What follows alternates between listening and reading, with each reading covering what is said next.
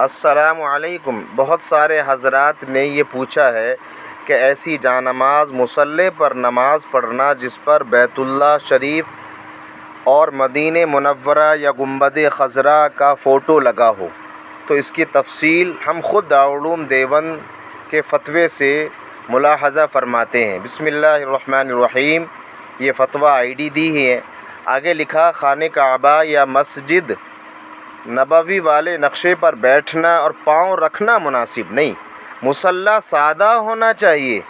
فتاوی عثمانی میں لکھا ہے کہ جہاں نمازوں پر فی نفسی کسی بھی قسم کا نقش پسندیدہ نہیں ہے، لیکن اگر کسی جانماز پر حرمین شریفین میں سے کسی کی تصویر اس طرح بنی ہوئی ہو کہ وہ پاؤں کے نیچے نہیں آتی، تصویر اس طرح بنی ہوئی ہے کہ وہ پاؤں کے نیچے نہیں آتی، ٹھیک ہے، تو اس میں بھی اہانت کا کوئی پہلو نہیں۔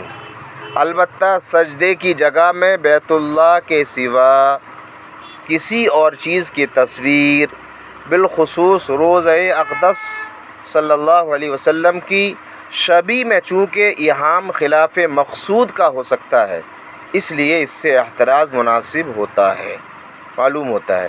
یعنی خلاصہ یہ ہے کہ ہماری شریعت نے، علماء نے کہا ہے کہ ہمارے جو جانماز مصلی سادہ ہونی چاہیے، زیادہ نقش و نگار، کیونکہ پھر جب نماز پڑھیں گے تو ہمارا ذہن وہیں جائے گا، سادہ ہو۔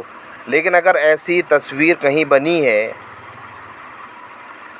کہ کسی مصلی پر خانہ کعبہ کے فوٹو لگا ہے یا کسی جانماز پر گنبد خضرا مسجد نبوی کا فوٹو لگا ہے، تو احتیاط بہت ضروری ہے۔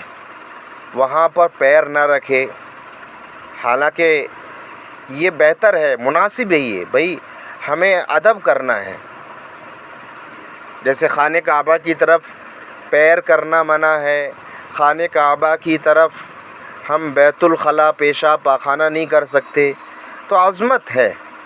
تو آپ لوگ سمجھ گئے ہوں گے کہ بہتر یہ ہے کہ ہم سادہ جانماز لائیں، اور اگر ایسی ہم لائے ہیں تو وہ مسجد نبوی یا گنبد جو ہے مدینہ کی مسجد کی یا خانہ کعبہ، اس پر ہم پیر نہ رکھیں، حالانکہ دیکھا یہ گیا کہ وہ سجدے کی جگہ پر بنا ہوتا ہے۔